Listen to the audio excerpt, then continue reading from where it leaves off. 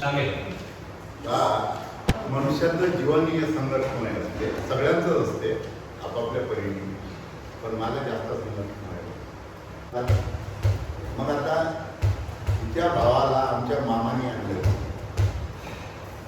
का हा मुलगा आहे, फार लग्न जमत हा हुशार आहे, सगळं आहे, वरकरू आहे, हे आहे ते आहे. तर हिचे भाऊ मला तिथे पाहिलं तर मी त्यावेळेस सगळ्या काळे हात डांगरी वगैरे राहते आपल्या वर्कशॉपमध्ये, ते काढायचे त्याच्यावर बस हे आमच्या घरी काढते गाडगेट लग्न करते का. आता इथे खायची सोय नाही. आमच्या वडिलांच्या अशा पद्धती झाल्या, हिच्याकडे होती त्यावेळेस 1.25 एकर जमीन होती. पाहुणे आले कशा करता आले तर मुलाला पाहिला. म्हटलं हे घराला तर्क लागले आणि हे आलेच कसे आणि हे मुलगी देतो कशा म्हणून राहिले. म्हटलं बाबा मी कामा म्हटलं मी नोकरी अजून जेवढं झालं मी लग्न करेल म्हटलं, तुम्हाला काही वाटतं. ते आले ते पुन्हा परत गेले दुसरं वर्ष. आता नोकरीवर लागलं, त्यांना कुठून तरी कळलं आता नोकरीवर लागला, अधिक ते 3ऱ्या वर्षी अधिक आले का आता नोकरीवर लागा, आता लग्न करा. आपल्याला माहित होतं वरच्याची ऑर्डर नाही, हे कधी घालून नेम नाही मी ते तुम्ही काही करा म्हणजे तुम्हाला काय करावं लागतं, तुम्हाला काय कमी आहे सांगा, आम्हाला मुलगी द्यायची. हे काय लावलं म्हणते मी निघून गेलो. हे सगळं झालं. आता लग्नाचा किस्सा एवढा भयंकर, हे अधिक आले आणि अधिक आले आणि यांनी काय सांगितलं का बा आता तर तो नोकरीवर आहे, आता तुम्ही आम्हाला काढून नका, आम्ही मुलगी द्यायला आहे. मी त्याच्या आदल्या दिवशी हे 3 मुली पाहिल्या. एक मुलगी पाहिली, शेतात हे पाहिली, 3री अधिक पाहिली. 3 मुली पाहिल्या. आता घरी आल्यावर आपण काय सांगतो, अरे मग काय मुलगी काय म्हणते, आई वडील विचारते ना आपल्याला, बरं आहे मुलगी काय मुलगी चांगल्या म्हटलं आपण निघून जायचं. आता निघून गेल्यानंतर त्या दिवशी यांनी मिटिंग ठेवली, धाड टाकली घरी, सगळ्यांनी मिटिंग ठेवली बाबांशी बोलून. आणि मला तिकडे मेसेज दिला माझ्याकडे, तो पांढरे कपडे घातलेला BMCचा चपराशी तो घरी गेला. माझ्या घरमालकाला विचारते सावकर नगरमध्ये, मुलांनी इथं राहते ना, हो वर राहते. तर त्यांना म्हणजे इमिडिएट अमरावतीला बोलतो. म्हटलं साला काय झालं, कारण आईची तब्येत नेहमी खराब राहायची का. म्हटलं झालं काय एवढं इमर्जन्सी आजच आलो आपण सकाळी का, आणि हे संध्याकाळी म्हणते का इमिडिएट तुम्हाला बोलावलं. मी असं करून लास्ट 9ची गाडी बुलढाणा गाडी पकडली आणि अमरावतीला गेलो. मी म्हटलं हे काय आहे यांच्याशी बोला आणि जेवण वर भरून राहिलं तिघही बोल. यांचं सगळं झालं आणि मग म्हणे आमचे आजोबा ते घुटण्यात यायचं ते बोलणं जे चालत असते त्याच्यामध्ये सांगितलं त्यांना, ते उठून चालले गेले. काय बोलणं झालं मला काहीच माहित नाही, उठून चालले गेले. मग म्हणे ते आता असं करा म्हणे मुलाला बोलवा खाली. आम्ही तर चाललो, आता उठून तर चाललो, पण मुलाला बोलून या खाली. हिचे भाऊ काय भावनिक बोलले त्यावेळेस. आता मी भावनिक हे गेलो होतो का म्हटलं झालं आपल्या घरचं कोणीतरी गेलं एवढं इमर्जन्सी आपल्याला कोणाला पाहिलं तर मला असं झालं. मी म्हटलं ठीक आहे, काय झालं तुमचं बाकीचं सगळं बरोबर आहे ना. वडिलाला विचारलं तुम्हाला मुलगी करायची आहे ना, तुम्ही पाहिली आहे ना मुलगी तुमच्या पसंत आहे ना सगळं, तर ते काही काळजी करू नका, बोलवून घ्या त्यांना. बोलवले बापा आम्ही ते लग्न फायनल झालं. असं करून त्या सगळं, पण त्यावेळेस त्या कर्मानं खूप चांगली साथ दिली. आणि ह्या सगळ्या कार्यक्रमामध्ये बायकोचं जेवढं हे लाभलं म्हणजे त्याला सहकार्य, ते आतापर्यंत मी तिला म्हटलं नाही.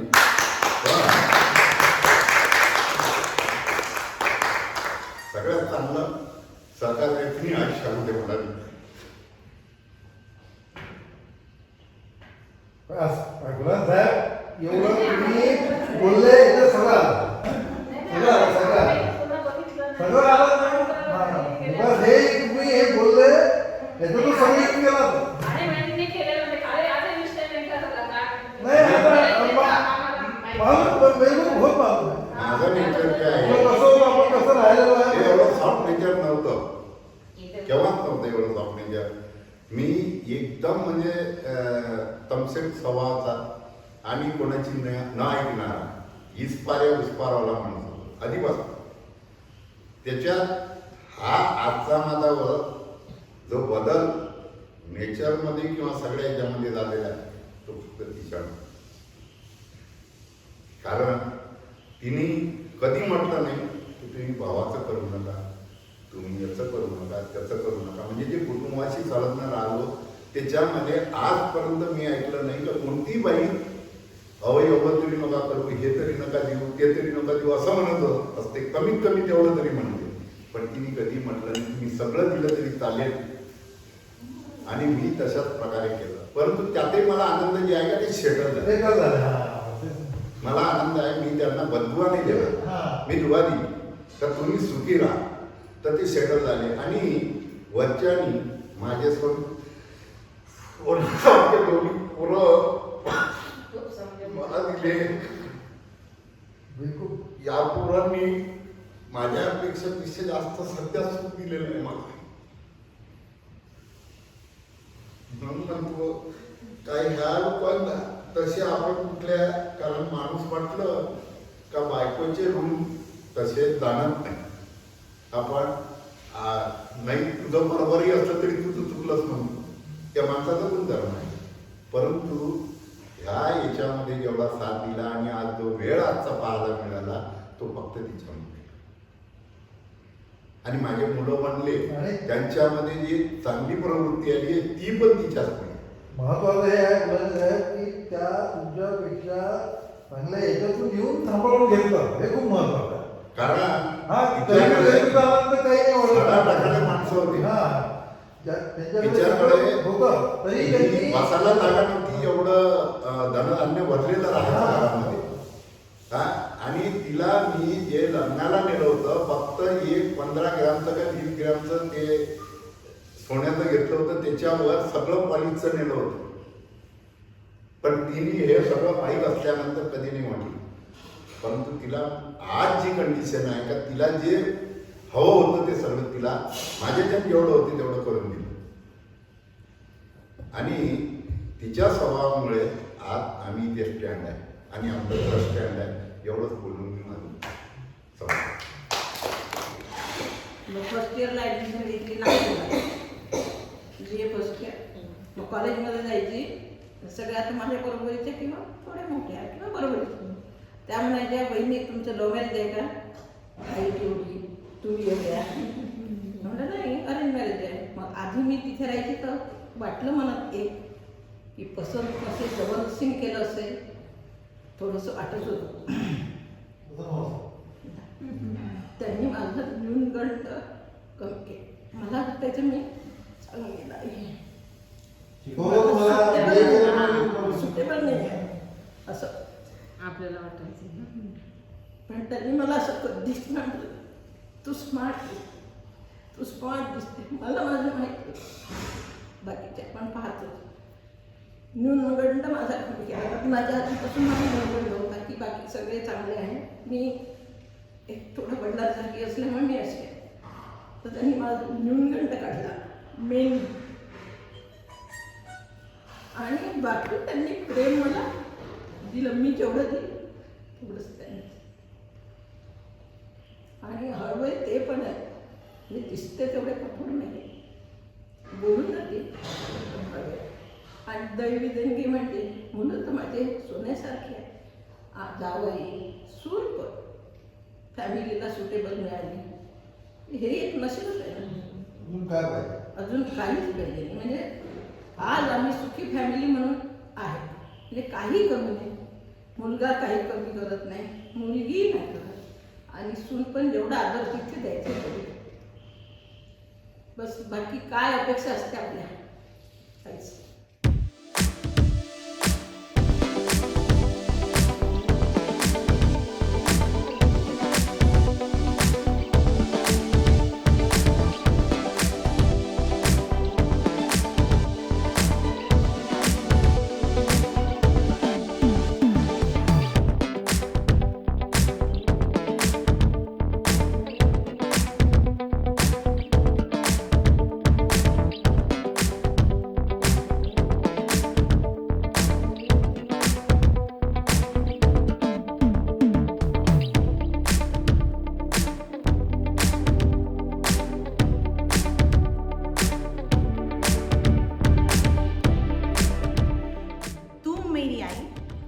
परछाई। ये है शीर्षक कहानी कि तू मेरी आई मैं तेरी परछाई। वैसे तो हर रोज है तेरी याद आती, पर आज तो स्पेशल डे है। वैसे तो हर रोज तेरी याद है आती, पर आज तो स्पेशल डे है। बचपन की कुछ यादें उमड़ उमड़ कर है लौट आई। याद है मुझे कैसे पैराशूट चिपुट चिपुट कर तुमने मेरी मोटी मोटी चोटी बनाई। बड़े बड़े बालों में लगेगी तू रेखा, ऐसी जाने कितनी सारी झूठी मूठी कहानियां सुनाई। परीक्षा में अव्वल नंबर दे मुझसे ज़्यादा तू इटलाई, और सुनकर सबसे मेरी तारीफ तू फूली न समाई। जब जब आह मेरी निकली आँख तेरी भी भर आई, और हंसी मेरी सुनकर मंद मंद तू भी मुस्काई। आई आई आई हमने तो दिन भर यही तीरट लगाई, ये बना दो वो खिला दो फरमाइशों की थी झड़ी लगाई। और तुमने बिना रुके बिना थमे मुस्कुराते हुए वो हर ख्वाहिश निभाई। सब कुछ सिखाया तुमने, सिलाई कढ़ाई बुनाई, पर सबसे ऊपर की एक ही सीख, नो कॉम्प्रोमाइज विद पढ़ाई। जब जब हम लड़खड़ाए तूने एक नई आस जगाई, कभी डांट कर कभी फुसला कर हमेशा सही राह दिखाई। तेरी ही सलाह का नतीजा है आज है इस मुकाम तक पहुँचे, और अब जब मैं खुद बन गई हूँ आई, तेरी हर एक सलाह बहुत बहुत याद आई। इसलिए यही दुआ है मेरी, मैं हमेशा बनी रहूँ तेरी परछाई। तू मेरी आई मैं तेरी परछाई।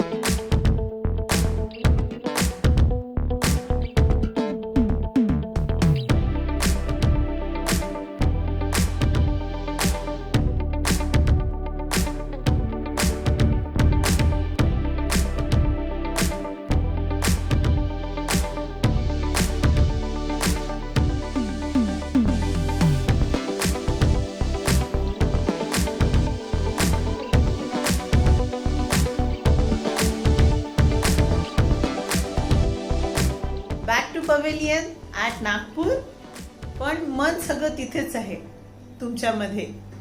कालचा दिवस आईच्या आयुष्यातला आणि आमच्या आयुष्यातला खूप मेमोरेबल डे होता, पण तो सक्सेसफुल झाला फक्त तुमच्या एन्थुझियाझममुळे. कधीही प्लॅनिंग करताना हे वाटलं नाही की तुम्ही काय विचार कराल की यांनी का असं केलं, कारण माहिती होतं की तुम्हाला सगळ्यांना सगळ्या नवीन गोष्टींमध्ये इंटरेस्ट आहे. Young by heart. आता माहिती आहे आमच्याजवळ आमच्या नेक्स्ट जनरेशनला सांगण्यासाठी स्टोरीज वाढल्या आहेत, जसं of our beautiful childhood, memorable शादीज and memorable events. Thank you very much for making our childhood memorable, our shadis memorable, and this event memorable. Thank you very much. Thank you very much.